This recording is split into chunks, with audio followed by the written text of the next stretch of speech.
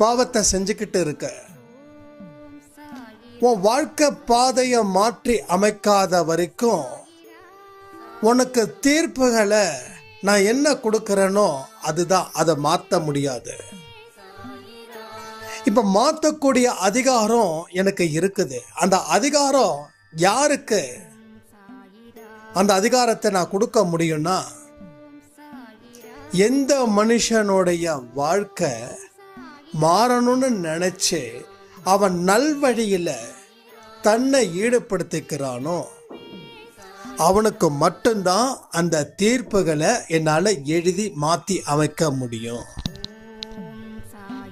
அவருக்கு அந்த அதிகாரத்தை கடவுளுக்கு இருக்குது, அந்த அதிகாரம் அவருக்கு இருக்குது. யாராலையும் அந்த அதிகாரம் கொடுக்கப்படாது, அவராக எடுத்துக்கிட்டாரு அந்த அதிகாரத்தை.